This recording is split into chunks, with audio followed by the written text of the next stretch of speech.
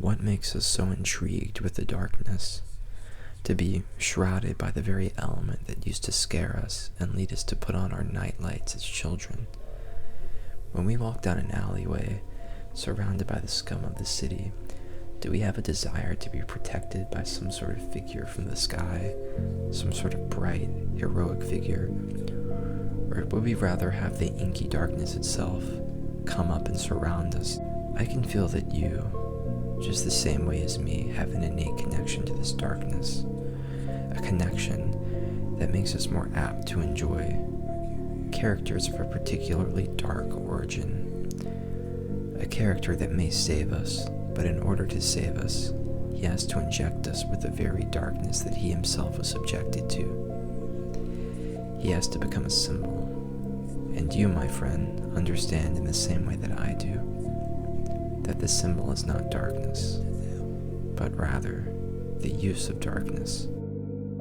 Alright, you miserable sons of bitches, you clicked on the video, you know exactly what you're getting in for here. Today, welcome to Satire Goat. In this YouTube video, we're going to be talking about every single on-screen adaptation of Batman in film. I'm talking animated film, I'm talking live-action film, those are pretty much it. Those are the only two mediums in which Batman's portrayed on screen, And I'm just going to get right into it because I don't know exactly how many movies there are as of right now. I'm going to put the number up on the screen.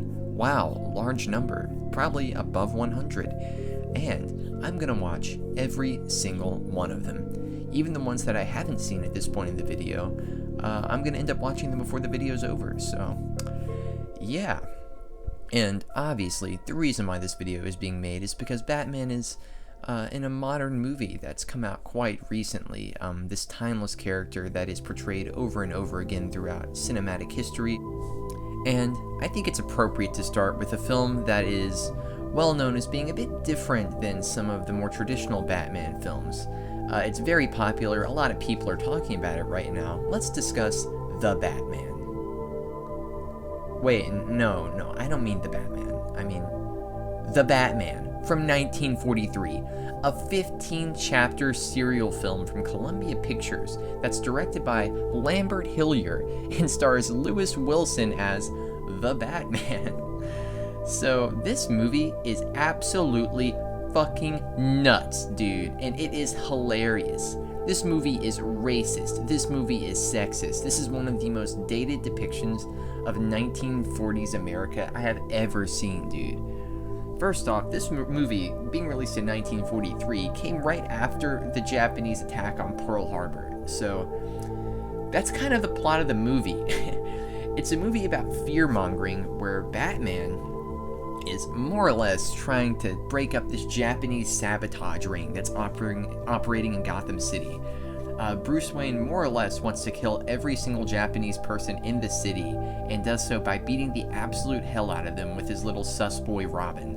Yes, Robin is also in this movie, played by Douglas Croft, who at the time was actually a pretty young kid. He was like a young child. He was 17 when this movie was being made. Interesting. Well, at least it's accurate, you know. This movie is released fairly early into the Batman iconography. You don't see any of his traditional villains here. There's no Joker, there's no Penguin. The main villains are a bunch of, zombies, which the plan in this movie is for the Japanese crime syndicate to turn Gotham into zombies. Very corny, campy plot here. It seems like a 40s serial movie, and it's got a bit of charm because of that, but there's also some racist undertones. I just think it's really funny that this movie, the very first Batman movie literally released, is also called The Batman. And also, I find it interesting that you can compare it to Robert Pattinson's new 2022 movie in numerous different ways that don't come off as contrived. For one, this movie, other than the newest movie, is literally the only Batman movie that portrays him as a decent detective. Outside of the newest movie, this movie is also the one that portrays Batman the most like a detective. He really is trying to research this Japanese sabotage ring. He's talking to different girls as Bruce Wayne. He's investigating different things as Batman. He's talking to different doctors. He's really trying to solve the mystery of why these people are turning into zombies and why Little Tokyo. Yes, the Chinatown in Gotham City is called Little Tokyo. Give it the usual test for invisible ink. I'll change and go entertain Vicky. You better be careful. I think she's beginning to get wise that Batman and Bruce Wayne are the same. Well, if she gets too close, we know how to throw her off the track. Batman's dealing with corruption in this movie, just like he is in modern adaptations. It's funny to see how many pressing themes that have been associated with Batman for decades and decades and decades are still on display in the very first piece of on-screen media that Batman has ever been in. With that being said, this is the worst Batman movie because it's over 300 minutes long. Sorry, I'm exaggerating here. It's a simple 260 minutes. It's over 3 hours long. This is definitely the worst Batman movie ever, right? Because for one, it's over 3 hours long. Another similarity between this movie and the Matt Reeves Batman movie. They're like 260 minutes long. It's insane. Also, the sequel to this movie, 1940 whatever's Batman and Robin.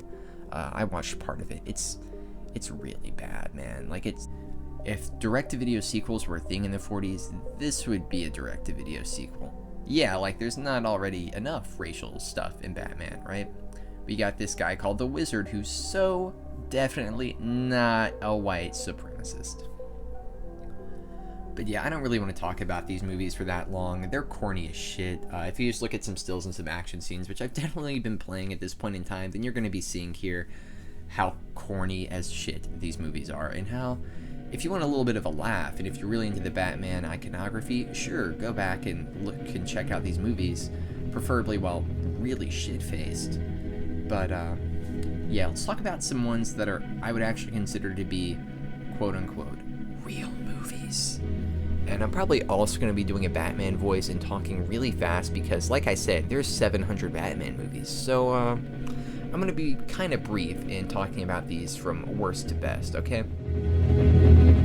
I think it would be smart to go in chronological order, at least for a little bit, so that both I and my audience can get a taste of what the Batman was like a character in his early days versus his more recent adaptations, because I think he just truly represents every corner of cinema and genre art imaginable, because we gotta talk about the 1966 Batman movie, and this is completely different from almost every other adaptation of Batman up until the 90s movies. And we just gotta talk about it, guys. Jesus Christ. So, Batman 1966, starring Burt Ward as Robin, starring Adam West as Batman, and featuring a cutlery of his villains, almost every popular villain from the time, and written by Leslie Mendelsohn Jr., I believe is his name. He was popular for writing the series that this was based off of. In 1960s, Batman underwent a bit of a thematic change when the Silver Age of comics popped in, and they began to cater more towards child audiences, towards the adolescent demographic, so they became campier, more lighthearted, a lot less death, a lot less overt racism in these. I've got to be honest with you here. This definitely is reminiscent of like 1930s serials. It's quite poorly made. The special effects are not very convincing. The costumes are silly and absolutely atrocious, but all the actors are completely aware that they're in a bit of a comedy film, and they're all hamming it up to the ninth degree here. Frank Gorshin gives maybe the best on-screen portrayal of the Riddler, giving all credit to Paul Dano because he was great, but when looking at the traditional narcissistic character, this really represents that greatly. And obviously Cesar Romero refusing to shave his mustache for the Joker, legendary decision, and he is, honest to God, embodying the character in such an intense way. I mean, yeah, it's silly, you know, he's giggling, and it's so unrealistic that he would ever be an actual person, but at the same time, like, he embodies his character. He is acting his ass off to come off like a madman clown. The actor who played the Penguin is great. All of the actors and a lot of the dialogue is so tongue-in-cheek that you can't help but enjoy it from the time period it was from, and respect it for the ham that it is. Now, I will say this movie is quite long and lengthy for a 1960s camp film that mainly centers around Batman from a comedic perspective. And the action is also quite dated. I know the booms and the pows, intentionally silly, and they're iconic to a certain degree, and I respect it, and I respect the epic score and the Batman theme in this. I have to mention that as well. Damn. But at the same time, yeah, I wasn't looking forward to the action scenes, is what I'm seeing here in this film. I appreciate the writer. I think that he comes across this source material and rewrites a very serious subject matter of a guy who was a murderer in his first iteration in the golden age of comics, and taking the Silver Age, more campy, child-friendly adaptation and making a cool character out of it, and making a little solid, if not quaint, Gotham universe. I enjoy this movie. I don't know if I mentioned this before, but I'm going to make a ranking system. I'm making a ranking system of the Batman rankings. They're pretty detailed. The titles are very, very intricate. I spent a long time working on them. The best ones are Batmazing. Yeah, there are going to be a couple in this one, only a few. And then the next one, I spent a long time thinking a pun for this one. It's good. Good, they're the good ones. They're pretty good. Then we have okay. Then we have bad, pretty mediocre bad. I'm going to call that category. And then Batastrophe. Yeah, those are the really bad ones. So I'm going to put this at the top of okay or at the bottom of good. I'm not really sure yet. I think I'm going to go for bottom of good because it is iconic, and even though it overstays its welcome, and even though the sequel also isn't as great, I'm not going to discuss that in too much detail because I don't think any of you have seen it, and I don't think it's worth watching because I watched the first 15 minutes and it seemed like a reiteration of this movie, but to a bit of a slower degree and with a plot that I was much less interested in because there were not as many villains coming off and the script wasn't quite as impactful with me. But anyways, I'm gonna put this at the bottom of good. Yeah, everyone should see it at least once. It's a unique interpretation of Batman that's funny to look at because it diverts so much from the character that we've come to love and respect so much. Okay, we got a lot of ground to cover here. I'm just gonna keep it moving, baby. So, the next feature film after the 1960s Batman Adam West movie is the 1989 titular Batman, starring Jack Nicholson and Michael Keaton as the Joker and Batman, directed by Tim Burton and with a screenplay by Sam Hamm. Yes, a guy named Sam Hamm wrote a Batman movie, and Warren Scarron. Neither of these guys did really anything notable other than this movie, and Tim Burton, he did a few notable things. This is the first studio-funded, high-budget, theatrically released Batman film ever, and it's a lot of people's first view into the Batman character, especially just regular fans of cinema. And that's notable because this movie is most certainly Tim Burton's Gotham, and that's really how you have to look at this movie, is that Tim Burton has a very particular style. He enjoys his matte painting backgrounds, he enjoys his goofy, circus-esque aesthetics when it comes to film. He's very fantastical, and so it really shows in the way he portrays Gotham City like a fake, almost like a fake gothic town with gargoyles and manors all over the place. It's just so oozing with gothic imagery. And it also does an interesting job in portraying the lore of Batman because there's a lot of inconsistencies with this film and the comic book, and maybe I shouldn't say inconsistencies, but rather departures. For example, in this film, they made it so that the Joker has a very, very well-detailed background. He's a gangster named Jack Napier, who is actually the man who killed Bruce Wayne's parents in this film, giving Bruce Wayne an actual source of vengeance that he wants to enact on the Joker. Yeah, this movie has a lot of very memorable dialogue sequences and one-liners, especially from Jack Nicholson's Joker, have you ever danced with the devil in the pale moonlight?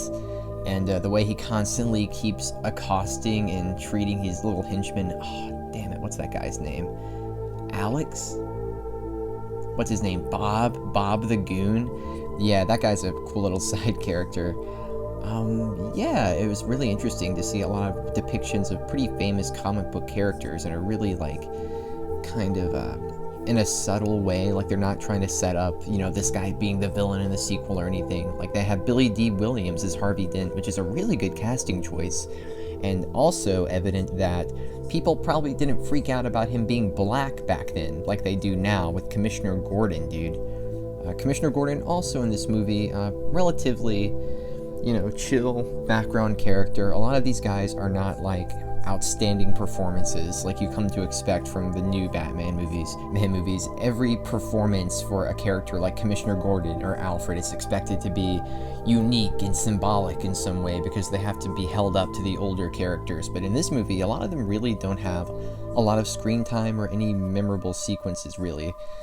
Michael Gough is classic Alfred Pennyworth. He's an older, more frail version of the character, but he's a bit quippy. He has some good lines of comedic levity in the film. And the two main performances, really, Michael Keaton as Batman and Jack Nicholson as the Joker, are really, really good.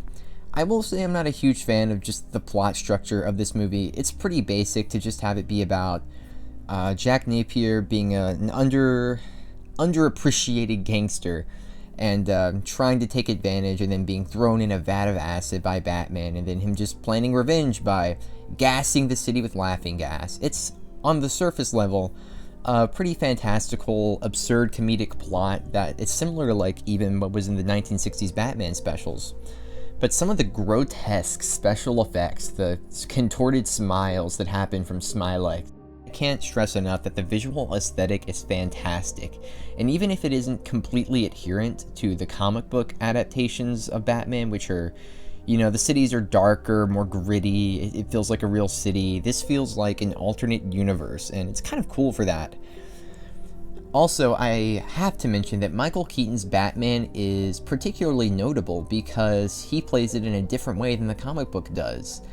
This Bruce Wayne is also kind of reclusive like Robert Pattinson's Batman is. He's kind of a figure that the town talks about in hushed tones, like, oh, Bruce Wayne's coming out of his apartment, he's a bit of a secluded weirdo, which makes it obvious, sure, that he may be Batman, but his actual Batman, he has a very chill, very compact voice that he uses, steady tones. It's not overblown like some other Batman voices have been, but he manages to achieve an aura with the way he walks slowly, with the way he talks. He does have to turn his entire body because the Batman suit sucked back then, but he's got good vocal tonality. His delivery of "I'm Batman" is so classic, dude. That's an amazing moment, and he just seems like one of the smarter Batmen, looking at his technology and his Batcave. Very aesthetically pleasing, very solid movie overall. Probably my favorite Tim Burton movie, unless we're talking about the sequel. Okay, before I transition into the sequel though, I do have to say, from a basic plot standpoint, I wasn't in love with this movie really. I do think it's good. I would put it in the good category. It is iconic in more ways than it's good, I would say. The score really helps the atmosphere of this movie. What a fantastic score by Danny Elfman. Oingo Boingo, check him out, guys. Danny Elfman is a fantastic score producer, even if they all sound exactly like knockoffs of this movie over and over again after this. Good movie. Let's talk about Batman Returns. This movie's insane. This is pretty much the studio deciding, hey, the first movie was successful, Tim Burton, do whatever you want to do. And Tim Burton said, oh, do you know how the first movie was circus-esque? This next movie is going to be a literal circus. Even though it was written by the same people as before, this is a much darker movie that features way darker depictions of these characters. And the very opening of this movie, when there's a bunch of clown people attacking the town square in which Christopher Walken's character is talking, Batman blows someone up and kills them. Danny DeVito's Penguin is incredible. He's a little sewer goblin. It's awesome to look at him walk around in this fat suit, dude. It's so funny. His little growly voice that he's doing is also like classic gross Penguin. Once again, a bit of a departure from the comic books because the Penguin's typically a bit of a gentleman in his presentation, even though he has some gross features. He's treated in a regal way, but no, in this movie he is sewer trash and I love it. He runs for mayor, even though he has flippers for fingers. He's like a genetic freak, bro. Michelle Pfeiffer also portrays a very sensual, very loyal adaptation of Catwoman in this. It's a weird story, honestly. She's a bit of a simp in this movie. She's a bit of a beta female. I can't lie. But after her awakening, her sexual awakening from when Christopher Walken pushes her out of a window, she's really good in the role of Catwoman. She's purring. She has a lot of vocal things that she does, talking in a sultry way that really helps her portrayal of the character. I can tell that Michelle Pfeiffer prepared a lot for this role. She's very flexible. There's a lot of scenes with her doing acrobatics and whip action that's really cool. And I can tell that she really cared about the character, and both her and Danny DeVito give amazing portrayals of these classic comic book villains here that are adapted in a darker, more vengeful way for this Tim Burton universe.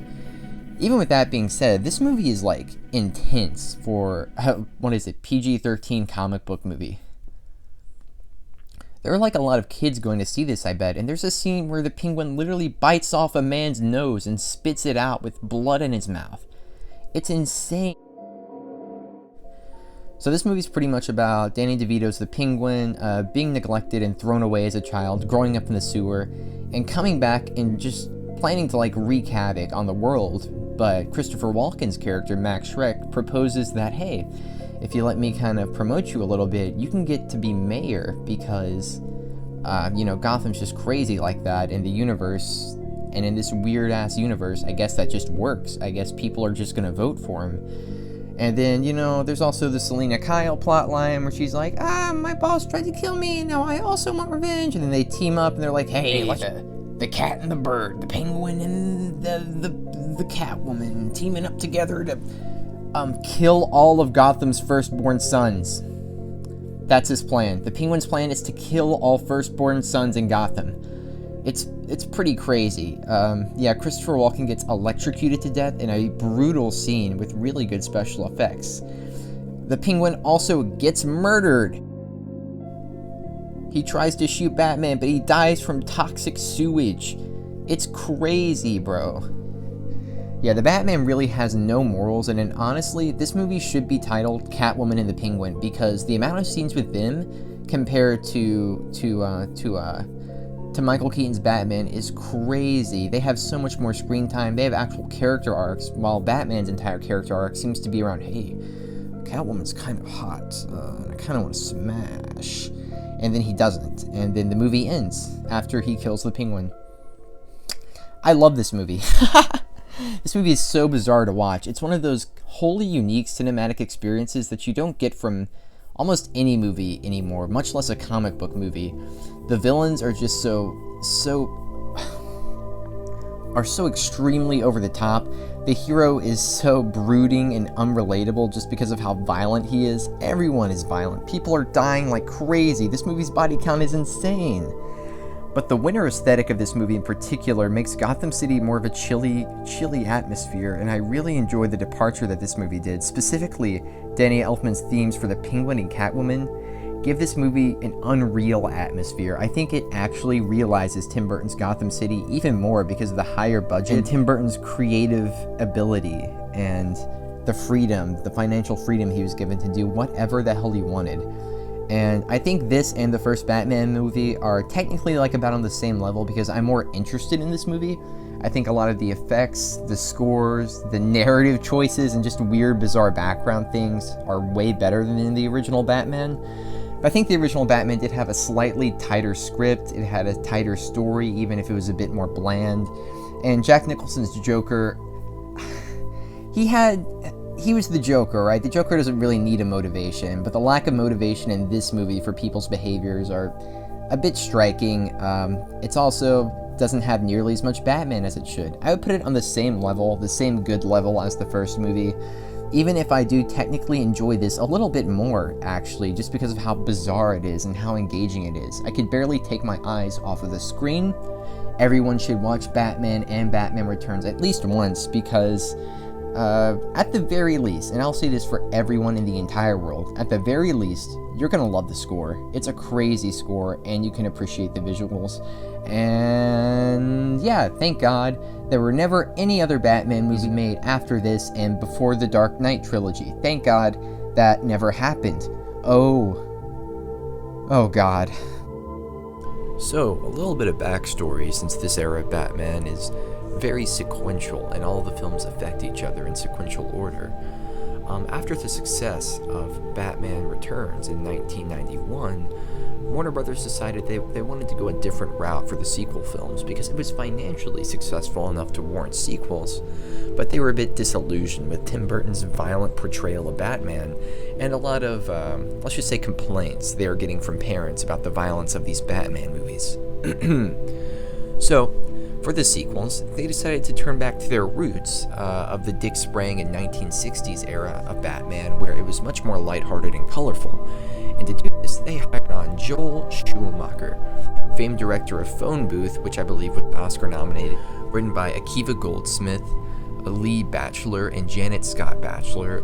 This film is about Batman and his new protege Robin, portrayed now by Val Kilmer and Chris O'Donnell, attempting to stop two criminals from trying to extract information from all the brains in Gotham City. These two criminals, as played by Tommy Lee Jones, and the Riddler, as played by Jim Carrey. When I was a kid, little Jesse lore, a little backstory here. When I was a child, we had a video rental store about a few miles from our house. I rented this movie from that store probably 20 times when I was a kid. This was my favorite Batman movie because my parents didn't want me watching the darker, higher rated films in Batman Returns. So instead, I spent most of my age 7 to 10 watching Batman Forever and Batman and Robin over and over again. So because of that, I've always had a bit of a soft spot for this movie. I've always found Joel Schumacher's attention to ancient Greek mythology architecture and really abstract architecture to be a really cool color palette, especially from when I was a young child and the colors really popped out at me. Obviously, this is inconvenient for a city to be architectural, for a city to be built, and for a city to look like this. I mean, how the hell do they travel around, for God's sakes? But the setting of the movie is pretty cool. I think it builds off of Tim Burton's Gothic Gotham in a way that makes it look more regal, more royal. I feel like a lot of British architecture and ancient Greek architecture went into this movie, and I do enjoy the setting a good bit. What I don't enjoy, and what's the worst part of this movie easily on rewatching, is the acting and the dialogue. Wow. It's bad. It's all really bad. And when I was a young child watching this, I remember thinking, oh, the quips are pretty cool, you know? I just assumed that all superheroes quip, so it was cool watching Batman make these jokes and pull out his Bat credit cards and shit. But, and I don't even care, you know? I do not care if a Batman is more lighthearted. I like the 60s movies, and I like some of the more lighthearted animated movies. But if you're going to have a lighthearted interpretation of Batman, you have to have some parts that still give the story tension and suspense, which is typically in the villains. But the villains here, oh my god, I don't know what drugs Tommy Lee Jones was doing. He's easily the worst Two-Face in any media ever. For one, they give him almost no backstory. He's just a former district attorney, Harvey Dent, who was disfigured with acid and now he's crazy, and he's just beaming television signals into a person's brain. Like, what's his plan here? He's like, he has a hostage situation at the beginning of the movie for no reason. He's not given any motivation whatsoever. If I was complaining about motivation in the first two, where the Penguin and Catwoman's motivations were a little iffy, like really, they should just be trying to get money and then get the hell out of Gotham. What the hell is Harvey Dent doing here? He's literally holding hostage situations in a city that he's the former district attorney for. If you can explain to me why that makes sense, I'll stop the video right now, I swear to God. And then we have Edward Nygma, an eccentric scientist from Wayne Enterprises that's working on technology, and then after being labeled a psychotic, just decides to also become a criminal. He drives himself crazy by putting this helmet thing on his head, and he can read people's minds or some shit. It's so weird. Jim Carrey is not awful as the Riddler. It's very obvious he's playing more of the Joker than the Riddler. Something I like about the Riddler's character is that he's often Batman's arch nemesis when it comes to mental games and mental warfare, whereas the Joker is Batman's arch nemesis when it comes to emotional warfare. They're emotionally polar opposites. Whereas the Riddler kind of plays off of Batman's inherent belief that he's the world's greatest detective by inferring that he's smarter than him, by always trying to up him with riddles and technology and devices, and this movie does not look at that at all. This movie just assumes, okay, the Riddler got this thing stuck in his brain, now he's a genius, now he knows who Batman is, and he and Two-Face are just gonna do diabolical shit because they're villains. There is a super, super weak love story here with Val Kilmer's Batman and a doctor named Chase Meridian, who's like a psychologist. And once again, this is a situation and a character dynamic that could be very rewarding in a Batman movie. To have a psychiatrist unknowingly date someone who dresses up like a Batman, you know? There could have been a lot of decent, subtle conversations where Batman realizes, oh, a lot of the advice she's giving to the Riddler and to Enigma can also apply to me because I'm equally as fucking crazy.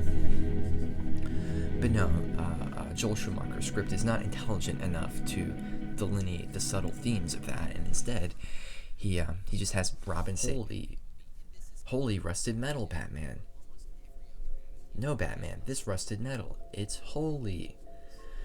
Jesus Christ, dude. The action's really bad. A lot of like close zoom ups. Obviously the bat nipples are still in this movie. They're less protruding than in Batman and Robin, but the bat nipples are very much still there, and I'm not a fan. Not a fan of him. Speaking of not a fan of Val Kilmer's Batman, and I like Val Kilmer. I like the documentary that Kilmer put out a year or two ago. I think he's got an interesting career, and I like the love that he has for film, but to be quite honest, he just didn't seem to put a lot of effort into his delineation of Bruce Wayne and Batman. He seems like one of those actors who was just playing Bruce Wayne the entire time, even when having the bat suit on. And that's something that the 90s Batman movies have an issue with. George Clooney also has an issue with this in Batman and Robin. They're just using the exact same voice. They're just talking like this all the time. Freeze, Mr. Freeze. Two-Face, you're looking rather two-faced today. It's stupid. It's dumb. He's a dumb Batman. And for the first interpretation of Robin, Chris O'Donnell does like an okay job. I understand that he's supposed to be the more quippy side character. He's more of a childlike figure in Bruce Wayne's life, reminding him of a younger version of himself when he was more interested in vengeance. But Chris O'Donnell was 25 here. He was more of like a teen heartthrob, I assume. Robin, they were trying to make, younger girls think that he's hot so that they would come to see the movie also. He does like an okay job. I feel like if he was given a better script, then he would do a much better portrayal here. I'm assuming really that Joel Schumacher in the studio just went up to all the actors and said, hey, this is a kid's movie. The other Batman movies were not kids' movies. This is a kid's movie. And that's ultimately why the 90s sucked for comic book movies and why it was a dark age of comic book movies. The comic book movies of the 90s, they were dead at this period of time because people couldn't figure out really if they were kids content or adult content. So a lot of adults would avoid these movies, whereas kids would be the main reason they're supported, but they're still not huge blockbuster hits. This movie grossed $336 million on a $100 million budget, which is decent enough for it to warrant a sequel, but compared to the Batman this year, which has made about $900 million, you can see the change in the growth in the comic book industry. So ultimately, this movie, it does not hold up to me from my childhood. Suffice to say, the costumes are all annoying. The costume designs and makeup suck. They're way too bright. They're way too over the top. I don't know why Two-Face's face is pink. I don't know why Jim Carrey is wearing a unitard. And I don't know why there are nipples on this fucking suit. It's so lame. With that being said, it's still bad. I put it in the bad section, the bad category. It's also too long. It's over 2 hours long. Kids do not want to sit there for this long. And I'm kind of sick of talking about this movie because it makes me depressed. Let's talk about a far better movie. Its sequel, 1997's Batman and Robin, still directed by Joel Schumacher, but much more of a failure. So Batman Forever received mixed reviews. Critics acknowledged that the movies were for children and that adults probably wouldn't be into it, and it received mixed reviews from that, with the acknowledgement that it could get better upon sequels, but that it itself is not that great. Did it get better with sequels? Oh, you betcha. Batman Forever. Batman and Robin are back. This time Batman, played by George Clooney, fighting his biggest foe yet, Arnold Schwarzenegger, Mr. Freeze, who's robbing diamonds to unfreeze and cure his wife's disease. And botanist Poison Ivy, who's played by Uma Thurman. She's reserved and, she's just trying to help out plants, but then she gets a bunch of acid dumped on her. I don't know if you've heard this backstory before. It sounds kind of familiar. And she decides she's just a radical feminist plant girl now, and she wants to turn all of Gotham into radical feminist plant girls. And she immediately goes from being a nerdy scientist to an over-sexualized plant diva, where her her teats are hanging out the whole movie. Complete character change. There's no explanation for this. Get used to it. Also, Bane is here, played by a pro wrestler. This sucks. Bane sucks. Bane barely talks because he's a dumb, steroided up junkhead who is not as intelligent as he was in the comics. He's not as culturally depicted as he was in the comics. He doesn't break Batman's back or discover his identity as he does in the comics. He is a one-dimensional, flat, strong boy character. Poison Ivy obviously has this pheromones that she sends out and turns guys crazy, and they all are in love with her. And there's a popular charity event scene in the middle of the movie where she blows this pheromones over everyone and walks out all sexy. And Batman and Robin start bidding for this woman, bidding for a date with this human being, in which George Clooney, I'm not going to call him Batman anymore, he's George Clooney, pulls out a Bat credit card and wants to buy her for a date for over $5 million. That's the kind of movie we're in right now. The very first line in this movie is Robin looking at George Clooney and saying, "Nice car. Chicks dig the car." And then George Clooney looks at him and says, "This is why Superman works alone." That's the whole movie. It's way more obnoxious than Batman Forever, but it's also more funny and entertaining because of it. The architecture is crazy. At the beginning of the movie, they're literally fighting in like the head of a statue. There's a whole building in the head of this statue that they're fighting in like a museum. And it's kind of cool, and there's a scene where a rocket shoots up into the sky, and Mr. Freeze is on the rocket, and his plan is that he's taking the diamonds up in this rocket, and then he jumps off the rocket and flies away with his wings that he shoots from the back of his suit, and then he lets the rocket crash. Mr. Freeze built or bought a giant, hundreds of $1,000s expensive rocket with the sole purpose of crashing it into a museum, flying it up in the air, and crashing it again. That's his plan. Not only is that his plan, but he's only doing this, you see, to help his wife who has a disease, and he needs these diamonds to cure a disease. You see, he's not a bad guy. He's a justified villain. He's doing his evil for his wife.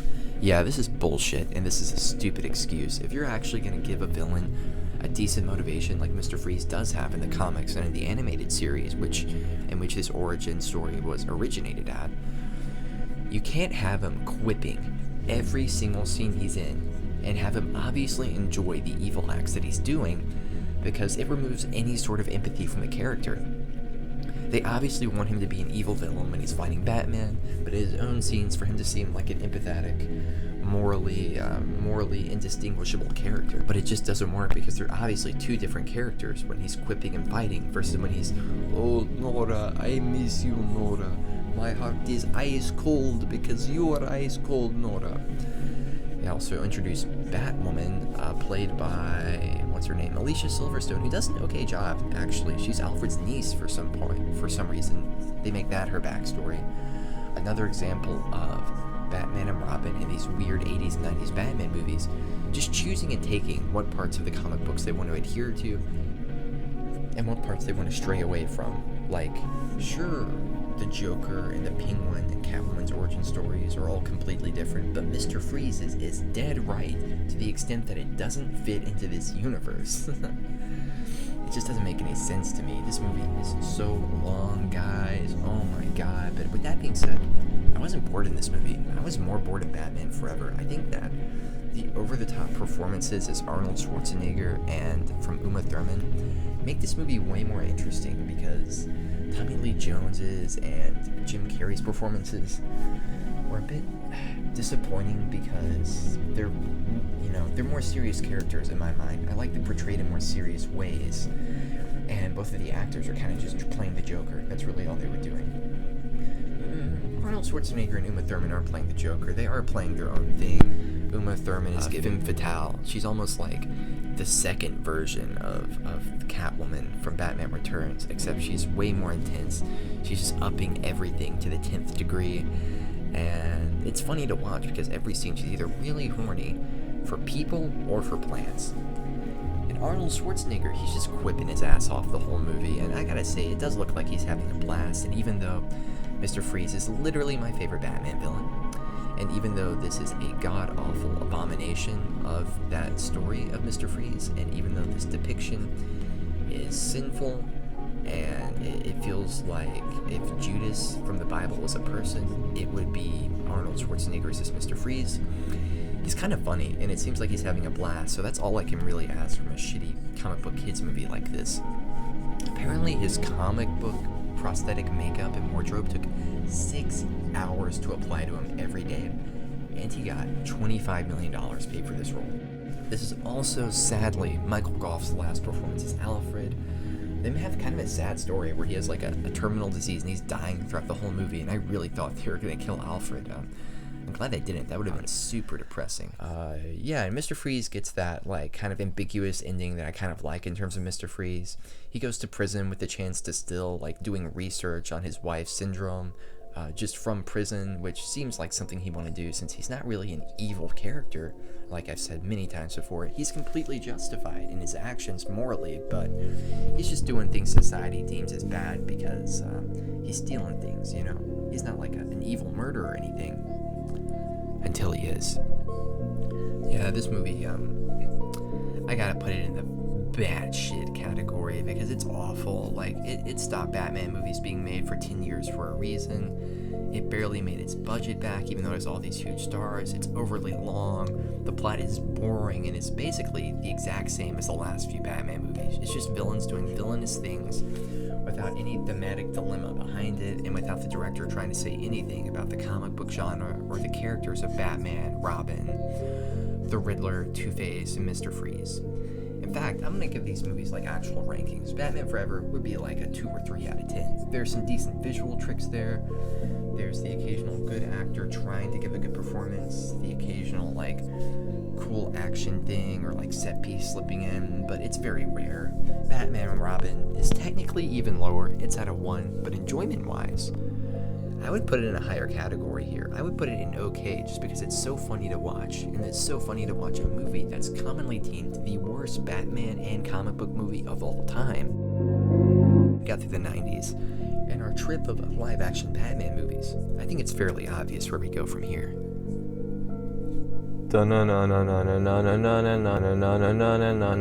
Modern Batman. We're gonna call this era of the video the Modern Batman Chronicles because it's gonna be about all the live-action Batman movies after the year 2000, which is when I was born, so that's probably why I consider them modern, even though I'm getting old as shit. So we've got to talk about the Christopher Nolan Dark Knight Trilogy. These are perhaps the most iconic and the most critically acclaimed interpretations of Batman ever to be put on screen. I think that's pretty undeniable how symbolic these movies are of Batman's success in the Western world. These movies made so much money.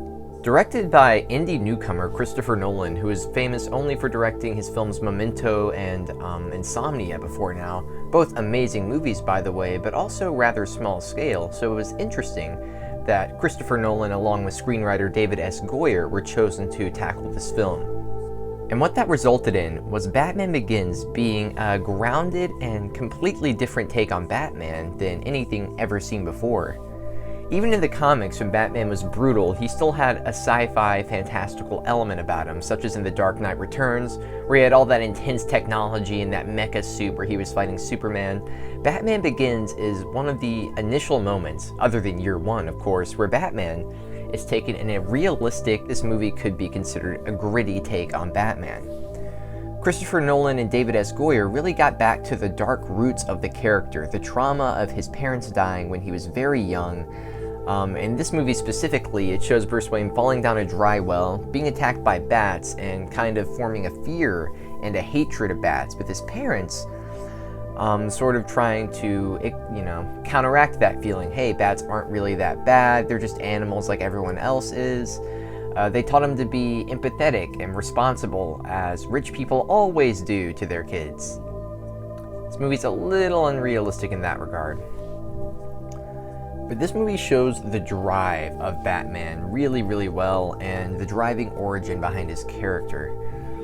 The Batman movies really almost never tackle the training that he went through, how he became a badass and a sleuth, a great detective, someone who's able to contain 2 different lives and 2 different personalities completely synonymously and without anyone detecting that he's Batman or Bruce Wayne. I think Christian Bale does a great job in these movies overall. I think his physical acting is incredible. I think his Bruce Wayne performance is probably the best so far. He gives a great comic accurate portrayal of billionaire, philanthropist, and womanizer Bruce Wayne, who's drunk at parties, and everyone socially doesn't really like to be around him that much, which gives him more time to do stuff behind the scenes.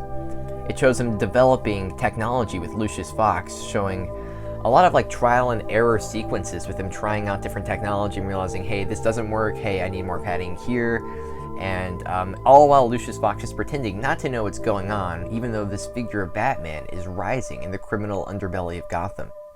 This movie has a surprising amount of humor in it, I came to realize. Like the scene where Bruce gives his jacket to a homeless man just out of the blue, and later the same homeless man comes back, like appearing later on in the movie, and Batman just says, "Nice jacket."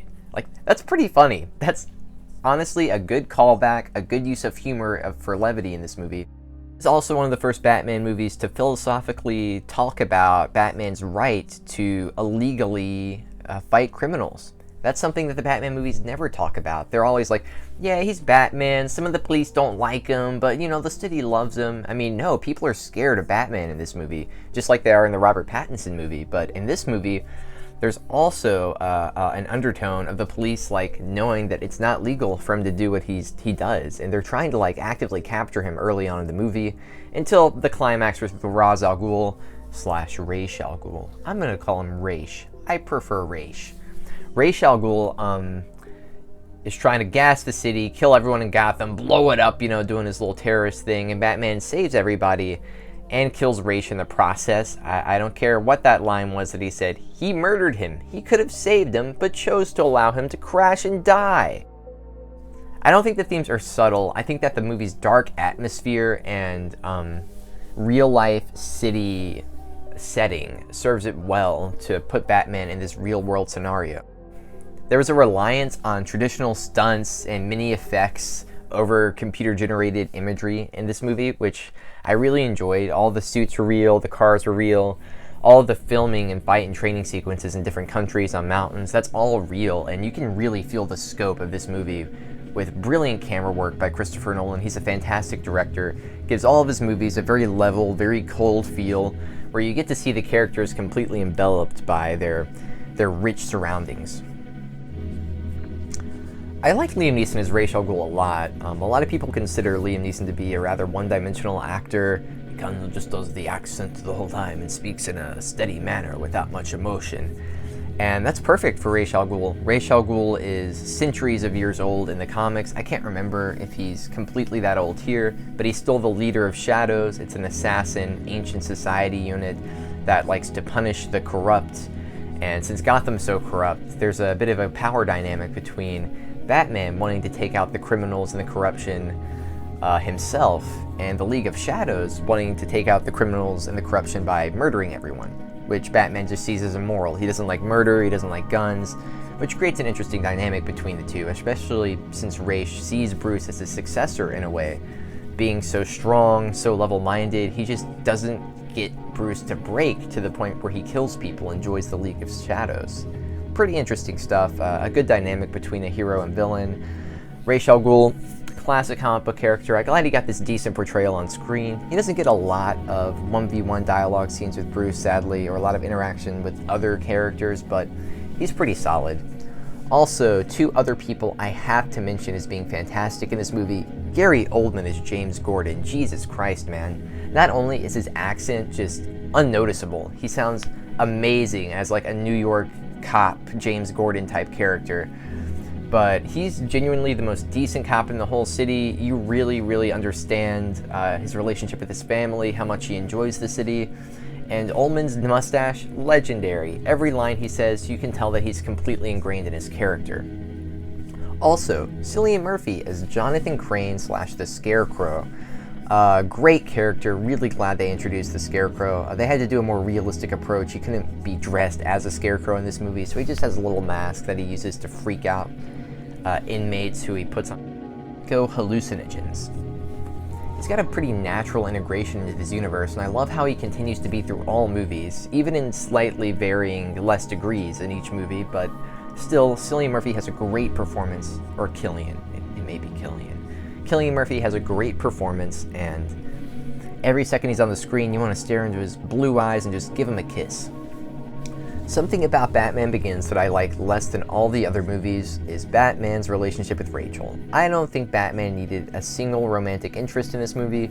Every time they're alone together talking, I get that they're trying to set up Batman as someone who can't fall in love. He's too much of a cowboy, too much of an outlaw to hold himself down to a woman because she would be in danger. That's been covered in comic book movies a lot before, and I don't think either performance by Christian Bale or by Katie Holmes is particularly convincing enough to have a ton of romantic chemistry.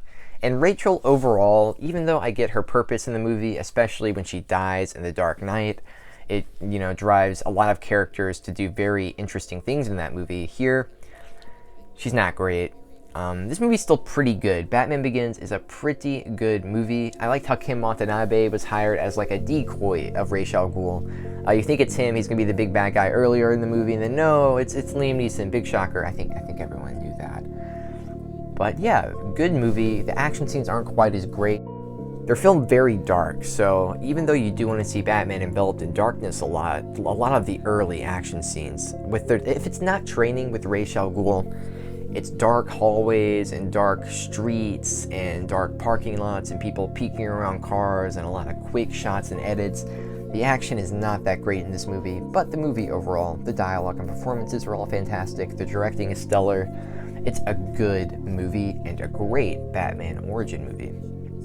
Moving on from there, let's go to The Dark Knight. I don't want to talk about this for a while because if you've watched this long into a Batman video, you know about The Dark Knight by now. Heath Ledger's Joker is one of the greatest cinematic performances of all time. He completely envelops a different human being. His mind is not Heath Ledger's. He becomes whoever the Joker is. That was a lot of hyperbole and also a lot of exaggeration and a lot of hype beast phrases that I threw in there that people love to use in reviews, but it's all true, and that's why it's all been said before. Christian Bale's voice as Batman is also significantly better than in Batman Begins. His gruffness, he can actually hold a dialogue sequence now, and I quite love the sequence with Batman and Joker when they're in prison. The interrogation scene there is my favorite scene in any Batman movie, period, still at this point. I think the conversation that they had is at the core of the relationship between Batman and the Joker. Batman's dynamic to his intense desire for not vengeance but justice to stop crime, and Joker's questioning of the idea of justice, saying, hey, justice isn't real, the world is inherently chaotic, If he would have known who Batman is, he probably would have said, hey, your parents were murdered by an inherently chaotic murderer. You couldn't have stopped that. That's just evil happening. So why don't we take the evil and just go with it? And that's fantastic. That is a fantastic character to offset Batman, especially because that desire for justice quite often is a bit of a skewed one. He doesn't kill people, sure, but he also did in Batman Begins. He doesn't use guns or anything, but he'll use intense weapons and super armored cars, mow down criminals' vehicles. The Joker sees the irony in this and makes the whole movie being about trying to break Batman as a person and as a character. By not getting him to reveal himself and by wanting Batman to reveal himself and choosing to kill random people every day until Batman reveals himself, he's really questioning the integrity of Batman, saying, hey, if you really cared about this city, you would be saving lives since you don't like to murder people. I don't feel this movie's length 1 second, which is funny because it's way longer than Batman Forever and Batman and Robin, but if you can fill a movie with great sequences, scene after scene after scene after scene, you're not going to notice the runtime of a movie, and this movie is watertight with great scenes after great scenes. You start with the bank robbery scene, a random character being introduced before putting on a clown mask, and it's revealed that he's robbing a bank with a clown gang that he's a part of. And you go the entire scene realizing they're picking each other off one by one before the last two, one of them says that the Joker's been asking different people to kill off other members of the gang. And then it's revealed that the guy we're following the entire time is the Joker. He kills the bank teller, blows it up, gets the hell out of there. Epic scene, awesome scene. Then there's the later video conference scene with the Joker where he gets a great chance to explain his initially superfluous want to kill the Batman simply because he's a big figure and the Joker's the Joker, and he's like, hey, this is my chance for popularity, pretty much. And then later on throughout the movie, after coming to terms with the way that the Batman operates, and after seeing him not kill people, seeing his weird code of morality, the Joker recognizes that they're very similar in a way. They both follow a specific code. The Joker's code being a lack of the code, the Batman's code being his weird set of rules because of how his parents died. I don't want to overlook my man, the dude, Aaron Eckhart as Harvey Dent. Phenomenal performance. He really gives another comic accurate portrayal of the handsome district attorney who everyone loves, and he's really trying to be the white knight, trying to just arrest people throughout the old-fashioned way, trying to prove that the system still works. Spoiler alert, it doesn't. He gets half of his face blown off when the Joker makes Batman choose between saving Rachel and saving Harvey. He chooses to save Rachel, but Joker switched their addresses. That's so clever. It's so funny. And everything the Joker does in this movie that's funny is so morbid, which I appreciate because the Joker is usually silly and goofy with his jokes, but all of the jokes in these movies are quite dark, quite morbid. And you can see how the Joker finds these things to be funny because of his anarchist personality. All the action scenes are quite better in this movie, from the opening bank heist, which I mentioned earlier, to the fantastic car chase, which I'm sure, as you guys know, removes all the score from the movie for the entire police chase where Harvey Dent's being transported from a prison cell to another, and the Joker kidnaps him, but then the Joker's captured because of Batman's epic Batmobile. It's fantastic. Even the climax where the Joker's in this like construction building and he's got dogs and Batman's got to use his weird vision thing, I don't mind that. I really don't mind that sequence, even though it's dark and kind of, despondent and hard to see, like Batman Begins is. And then the movie ends quite strongly with Two-Face's hostage situation with Gordon's family. I really believed, first time watching this movie, that Two-Face was going to kill some people in this scene. The way he's flipping the coin and the way it's taking Batman a long time to come in. You probably believe Gordon's going to be the one to die, honestly. But then Batman tackles him off a building and kills him. And then Gordon has a really weird speech about how Batman is the hero we need but not the one we deserve right now, or the one we deserve but not the one we need right now. I don't really get that comment. I get that he thinks, hey, people need to believe Harvey Dent was a good guy and that he couldn't be corrupted like everyone else was to prove that the system worked, but this movie proves the system doesn't work. And Batman should realize that it doesn't work and not just stop being Batman. It's so weird. It's so weird. Yeah, it's just like the last 10 minutes, though. It's a 10 out of 10 movie for the first, 140 minutes, and then the last 10 is, a 5. So, 9.9 out of 10. This movie's batshit fantastic. It's awesome. One of my favorite movies of all time, on my top 10 list for sure. And it changed the way I watch comic book movies, and also kind of spoiled me, because I don't know if I've ever liked a comic book movie, a live action one certainly, as much as this one still. And now, on to The Dark Knight Rises. I have a riddle for the audience. What do you call a movie that is the third movie in one of the most critically acclaimed series of all time?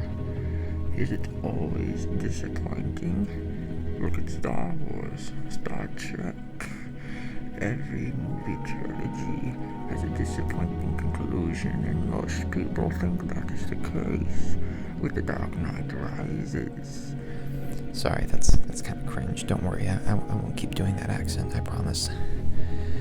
But yeah, The Dark Knight Rises, the last movie in Christopher Nolan's Dark Knight Trilogy, is often considered to be the worst of the trilogy, not by a long margin, mostly because the movie is a whopping 2 hours and 45 minutes, which, other than the 1940s this movie does pack a lot into it. Not only do we have Bane, the newest villain, the newest main character, antagonist, to go against Batman here after Batman's disappeared after the events of The Dark Knight Rises.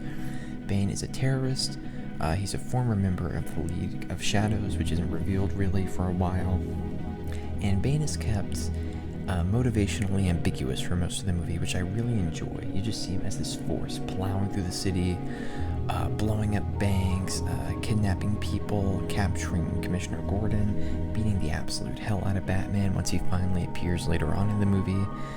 You never really know what his plan is until the final act of the movie, but you are definitely engaged both by Tom Hardy's amazing and physical performance, which he gained, I believe, about 30 pounds to play the role, which I really appreciate because Bane, he has to be a physically imposing character, right? Although I would have appreciated a Hispanic person to play the character, since there aren't a lot of Hispanic villains like Bane in the comic books. I'd be lying if I said that Tom Hardy wasn't phenomenal in this role, and I believe that his portrayal is, regardless of his crazy voice that he does, I think it adds uniqueness to the character, actually, and even though it can be a bit difficult to understand, if you really focus and put on subtitles, you appreciate that they made Bane an intelligent terrorist. He's not just a musclehead or a steroided-up freak.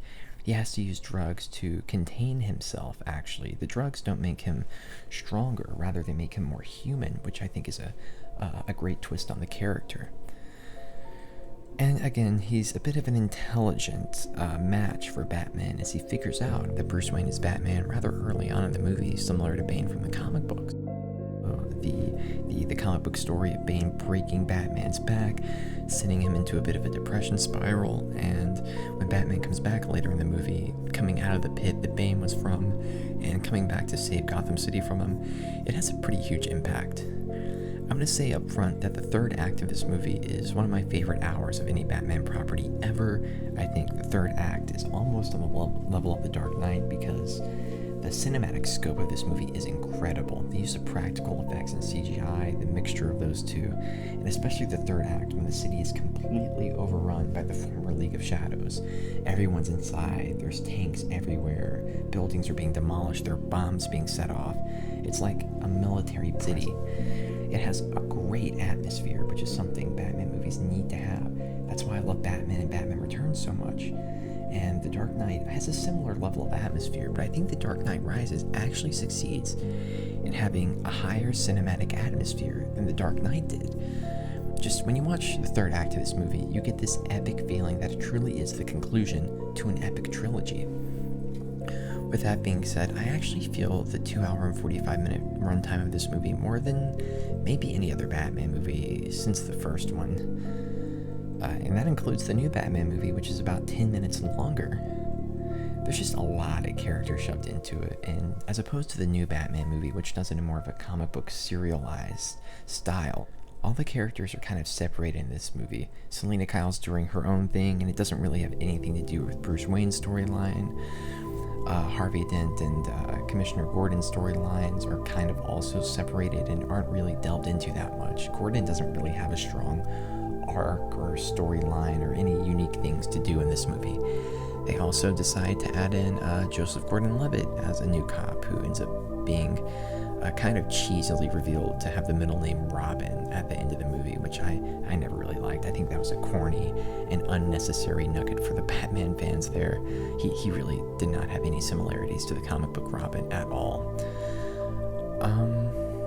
And then, yeah, you have Miranda Tate's storyline where she's the new CEO of Wayne Enterprises. The company's falling, but she and Batman have a little love romance story before it's revealed that, oh, she's Talia al Ghul, and she's the third villain in this movie, behind Bane and behind... there is no third villain in this movie. I'm crazy. I apologize for the miscommunication there. Yeah, the story of this movie just isn't quite as tight as it was in The Dark Knight or in Batman Begins. There are a lot of moving parts that kind of sometimes conflict rather than work together, and there are also a lot of plot holes that comic book fans and movie fans brought up to critique this movie. And I do have to say, there are plot holes in all of these movies. There are plot holes in The Dark Knight. Like, how did the Joker know the exact route that Harvey Dent was going to be taking when the police were transporting him? How did he know to set up, like, wires for the helicopters and that? It doesn't make any sense, really. And similarly, in this movie, how did Bruce Wayne get from that pit in the Middle East to Gotham City in less than a day without any money or any ID? How did Bruce Wayne set up that giant gas thing on the side of the building to ignite the bat signal? Great imagery, a brilliant piece of atmosphere. Like I've said before, this movie does atmosphere like no other. but narratively, it doesn't make sense, and it's kind of unnecessary to add in. Additionally, how the heck did he survive that bomb at the end, and why did he live? This movie would have made a lot more sense if they just killed Batman and finally revealed that he made the ultimate sacrifice to save Gotham. Another narrative thing I don't like, and sorry to just keep griping here in this section, but I'm just going to get all my negatives out of the way. At the beginning of this movie, it takes place 8 years after the events of The Dark Knight, and organized crime has been eradicated. That's the explanation. Yep, Batman took the fall for Harvey Dent, and that means crime is done. Batman disappeared, and there is no more crime. That's lame. That's really lame. There is no logical way that after 8 years, Gotham City would just be a brilliant, shining city and would have no crime in it. That's so lame, and it kind of also goes against the point that Gotham City needs Batman to stop crime in it, because people are corrupt in Gotham, as it's revealed when Miranda Tate is revealed to be Ra's al Ghul's daughter, as it's revealed when Bane gets into the police and infiltrates them. The GCP in Gotham are just not able to stay uncorrupt, and that's why Batman's needed in this movie. I don't really think that Christian Bale's performances as Bruce Wayne is the best in this movie. They kind of do the thing where he's a bit elusive, he's reclusive, he's more Batman than he is Bruce Wayne in this movie. He doesn't really know who he is. He has romantic interest with Selina Kyle and with Talia al Ghul / Miranda Tate, but there's not a ton of chemistry between either of them, really. Although Tom Hardy's amazing as Bane, I think that Anne Hathaway is a fine Catwoman. She kind of plays the exact same femme fatale character that Michelle Pfeiffer played in Batman Returns, but she doesn't have as great as vocal inflections or physicality as Michelle Pfeiffer had. Her voice isn't that great. Her costume and her Catwoman costume is super, super lame. Just the idea of having the ears be those little goggle things, I just don't like it stylistically. Whereas Bane's costume is great for a real-world adaptation, the use of his mask to put tranquilizers into his lung. Michael Caine, I don't know if I mentioned him as Alfred Pennyworth lately. He's great as a bit of a satirical, bustly butler of sorts. This movie works with their emotional bond between Batman and Alfred the most, and I think that's the biggest emotional connection of the movie is Alfred and Bruce, because Alfred's seen every member of the Wayne family die. Bruce is the last one, and he sees how tortured and troubled he is, but he realizes that Bruce just can't leave Batman behind, that he has to go back. And even though he doesn't want him to and he hates him for it, he has to accept that Bruce is his own man now. I think that's a brilliant narrative piece in this movie.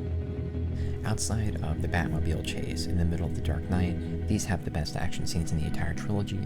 The hand-to-hand combat scenes between Bane and Batman are all very quiet. You can feel every single hit that happens, and they're all engaging and interesting to watch because you want to know how they're going to be choreographed. And then the suspenseful ending with the neutron bomb. You're not sure which truck it's in. Batman has to find it, and he has to work together with Joseph Gordon-Levitt and Gordon, kind of tying together the overarching thing of Batman working together with the police to finally succeed in taking down the terrorists. That's something they weren't really able to do in the last two movies, but Batman and Gordon finally accomplished fully working together to succeed in this movie, and that's a satisfying moment for the film and for the series. I don't love the movie. I don't love the ending of the movie, I should say here. I like the idea that Batman finally reveals his identity to Commissioner Gordon in a subtle way. That's such a great moment.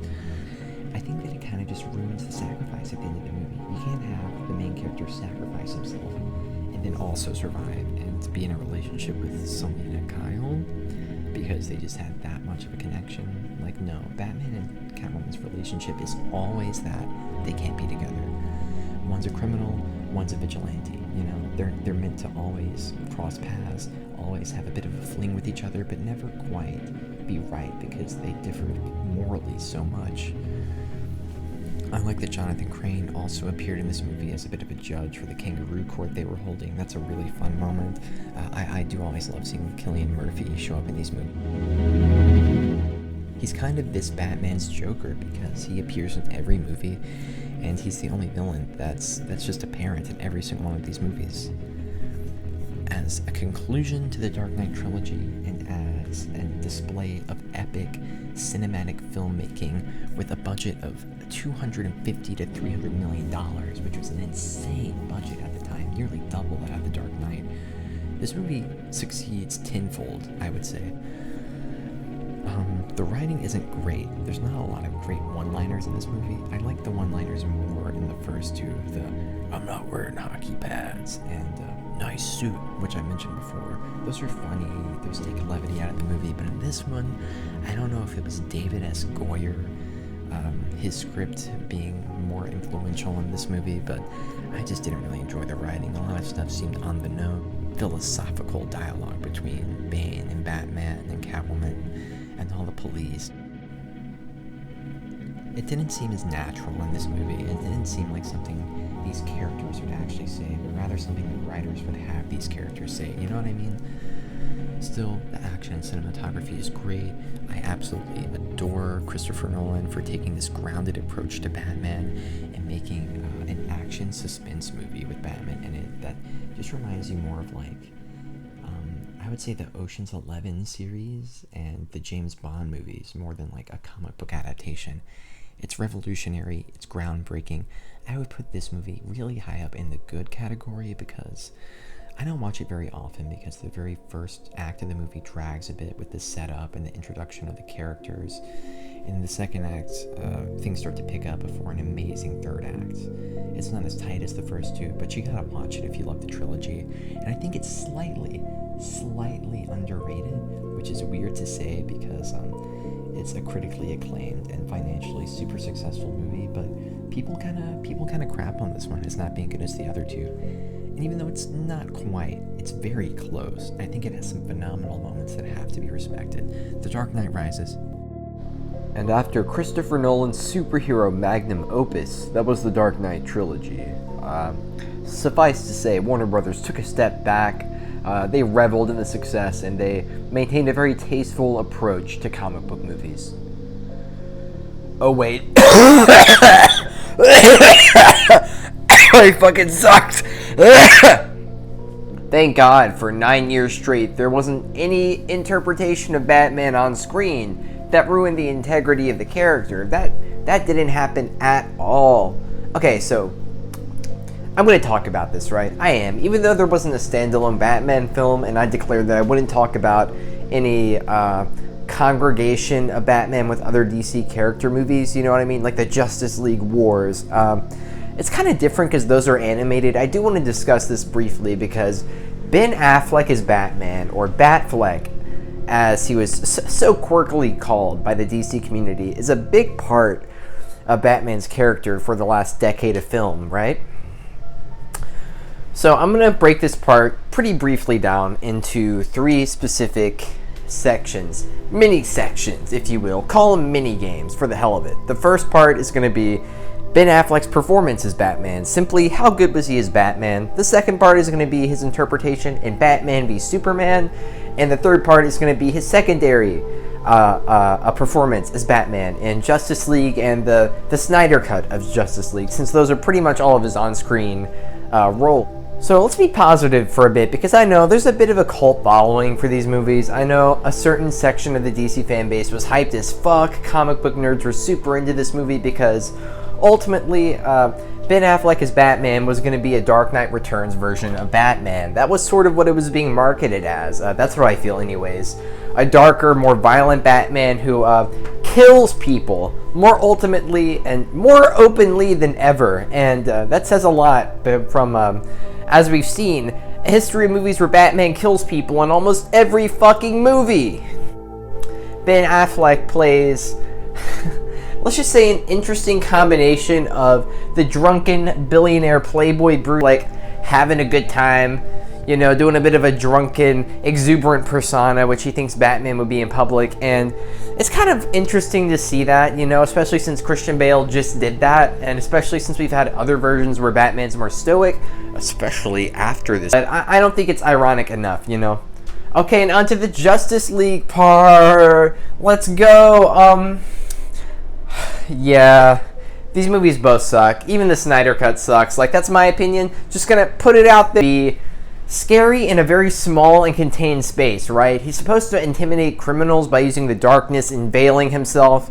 And to see his admittedly goofy ass costume with his fucking bat ears up in the sky in broad daylight, especially in the first version of Justice League, which was absolutely butchered. Let me say, butchered by who was the director again? Josh Trank. Josh Trank. He did a great job on this movie.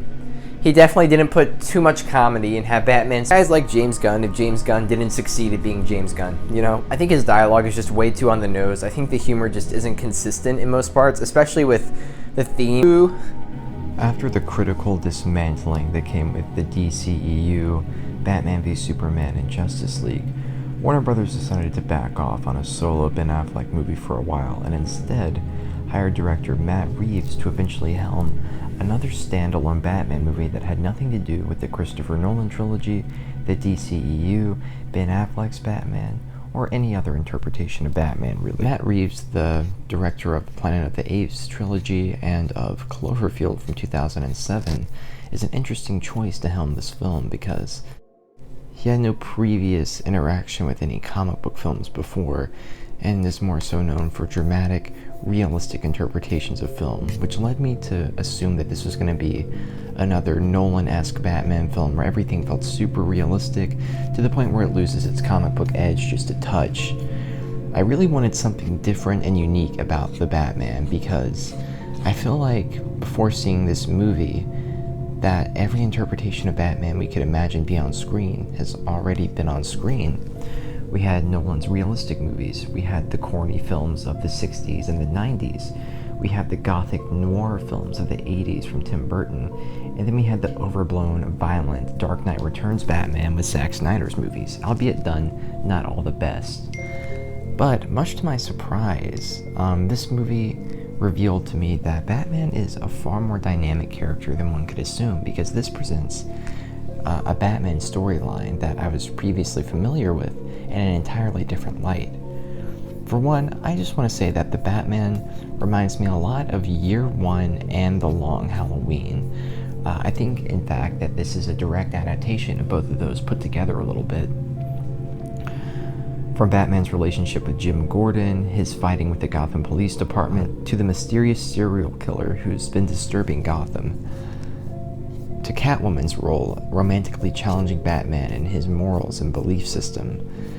This movie works as a comic book adaptation that Batman hasn't really gotten to exist in live-action film before, tying all of these villains together: Paul Dano's Riddler, Zoe Kravitz's Catwoman, Jeffrey Wright's Gordon, Andy Serkis's Alfred, Colin Farrell's Penguin, John Turturro's Carmine Falcone. All of these villains are popular in the comic books and would often appear within the same issue of a comic book series or overarching storyline, whereas in film, you would have to cut out a lot of the characters because, well, to have a character on the screen, you have to develop them, you have to introduce them and explain their motives. And this film, despite being about 3 hours long, did that to a T, and it realized that you don't have to completely flesh out every comic book character on screen. Sometimes you just have to get their tone and the overall messaging of their character right. Robert Pattinson as Batman was far better than I ever anticipated him to be. He exceeded my expectations in just about every way, especially from his unique portrayal of Bruce Wayne. This is the most suspicious looking, emo, Gerard Way, My Chemical Romance looking Bruce Wayne imaginable, and I love it. This man is grungy, and that's the best word I could use to describe this film in general. It would be grungy. I mean, obviously, it has the Nirvana song that plays a couple of times throughout the film that fits this movie perfectly. It makes it feel like this universe has absolutely no hope to it whatsoever, and the city landscape is just a dirty, filthy city. This adaptation of Gotham feels the most like a lost Gotham, a Gotham that's already been taken over by crime, and that Batman has to wade through every night, and even after wading through this crime, he still feels like he's not making an effort, like he's not making a dent in the crime whatsoever, and it really adds to the film's tonality of being a desolate wasteland for Batman to attempt to bring justice through. In fact, this is the first movie where he isn't really called Batman through most of the movie, he's just called Justice for a lot of it. I think that makes sense because Batman in this film is a character who is angry. He has not gotten over the anger of his parents dying yet, and he's using that anger to violently abuse and attack criminals in the streets. Whereas throughout the movie, as he realizes that the city fears him, not only the criminals, but even the good members of the city, he recognizes that he has to become more of a symbol, which means this movie is more so about justice becoming the Batman rather than Bruce Wayne becoming the Batman. Speaking of Bruce Wayne, I don't think there is a Bruce Wayne in this movie. I think that Robert Pattinson decided to just play Batman, and I love that idea. Every time that we see him unmasked, he's brooding, he's scowling, he tries not to talk to anybody other than Alfred. Whenever he's in public, he looks completely out of place, and everyone's talking about him in a mystical awe, like, oh, look at Bruce Wayne over there, he never comes outside. And while that does make him really suspicious to be a Batman, make him look really suspicious and make it quite probable that he is Batman, it also works to completely off-throw the audience's expectations of what Bruce Wayne is typically like in a Batman movie and give them a totally different version that actually works and shows this Batman as being more pained. It shows that Batman is not the mask, but rather the actual person in this universe. And Robert Pattinson does a wonderful job physically portraying Batman, the way he walks slowly, the way he turns his head and looks and scowls at people. He has the facial features, the facial structure, and just the perfect physical embodiment of Batman, in my opinion, especially a younger Year One Batman, where he gives these voiceover monologues about the filth of Gotham and about how he just feels hopeless going up against it each and every night.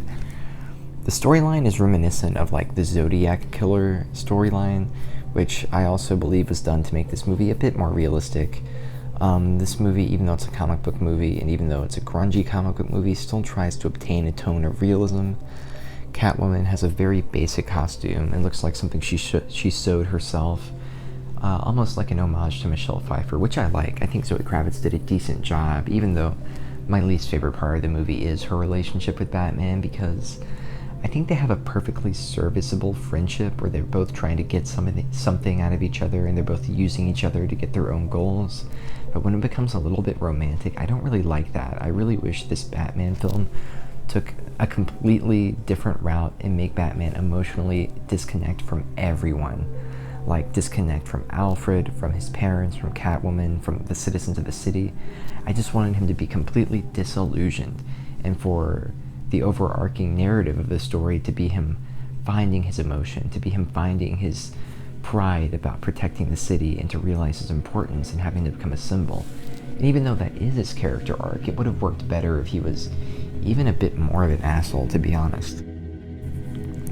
I like the Riddler a lot in this movie. I kind of expected a more reserved, more intelligent Riddler, I guess. Not that this Riddler isn't intelligent, but when he's finally unmasked and is having his dialogue scenes with Batman later on in the movie, you're led to believe that he may know Batman's secret identity, and the entire prison dialogue sequences is led to make Batman think that Edward Nygma or Paul Dano actually knows who he is, until it's revealed that he just has a bit of a freak out later on and actually has no idea who Batman is at all, making the Riddler look a bit more dumb than I thought he would look.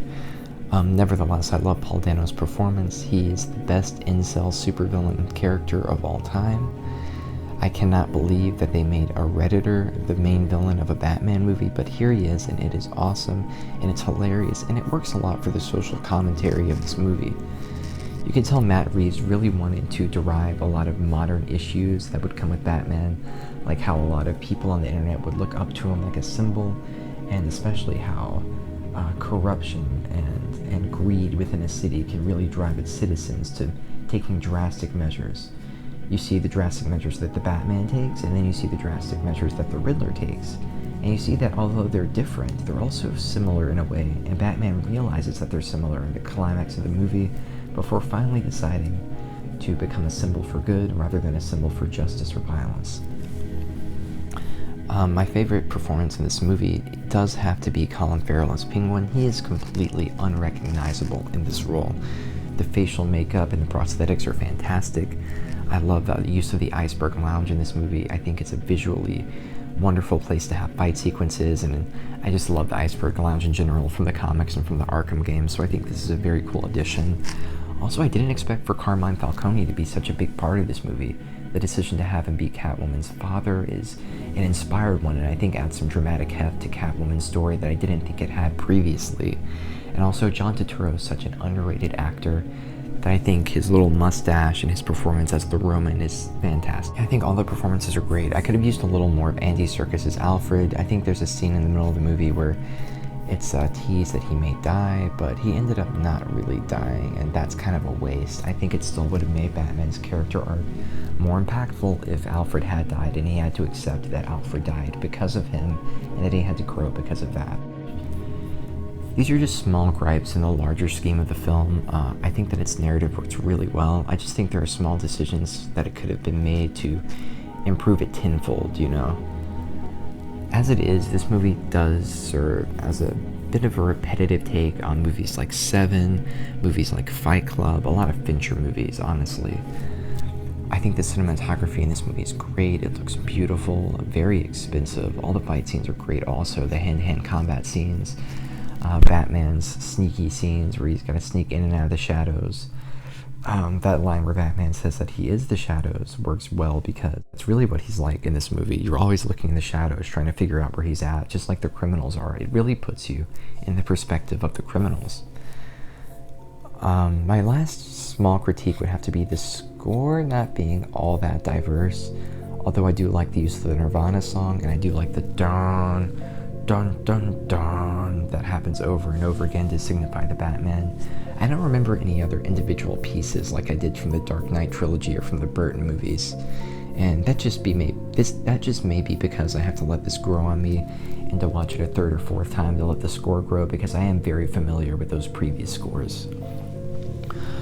Ultimately, this is a very good movie, and I would put it at the very top of the good category as a high 7 or low 8. As a high 7 or low 8 out of 10. I think the dialogue and writing is fantastic. I think some elements of the story could have been tightened up a bit, make some of the characters feel a bit more important, like Catwoman, like Alfred, give them a bit more characterization.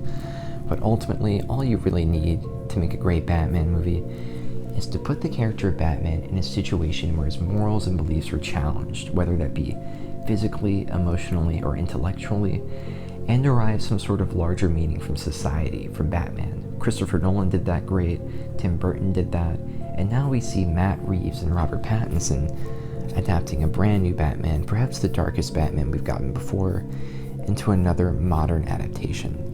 I think it's very good. I definitely recommend this movie if you're a fan of Batman. I would say when it comes to live action films, I prefer The Dark Knight more than this. I may prefer Batman Returns a little also, because that movie is just nutty and I really enjoy it.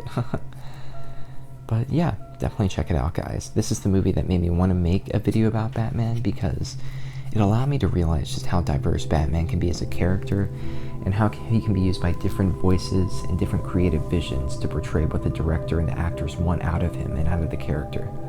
And to conclude this video a little bit, I know some of you may be confused because I said I'd be going over every cinematic adaptation of Batman, and I will. This video is just gonna have to be the live action ones, because I anticipated the live action part taking about an hour to go through all the movies, and the animated ones, since they're much more, to take about an hour and a half, hopefully for it to be a 2.5 hour long video. I'm just now getting done with the live action part, and this video is an hour and 45 minutes long already. My phone cannot handle this, you guys. I'm gonna have to split it into 2 parts. If this video has been released already, then I'm already working on a part 2, baby. I've been working on this since April of 2022, and it's near the end of July 2022 right now, so, yeah, anticipate the second vid being out far later this year. I can't believe I've actually had the motivation to finish this. I've been doing so much work editing this video and recording audio and dialogue and rewatching all of the movies, and even though I've only gotten through the 12 live action films, I feel like I've made such a big dent already. No pun intended with dent. Harvey Dent. Two-Face. And I hope you guys all stick around. Thank you for watching through this whole video. It means a lot. If you want to support me, please subscribe. Please leave a comment. Let me know what your own personal favorite and least favorite Batman movies are, because I want this video to be a safe haven for Batman fans to explain their thoughts on the character, to explain their opinions on the different forms of media, and to just be able to appreciate the Batman lore and comic books in the way that they're meant to be. Thank you. Love you guys, and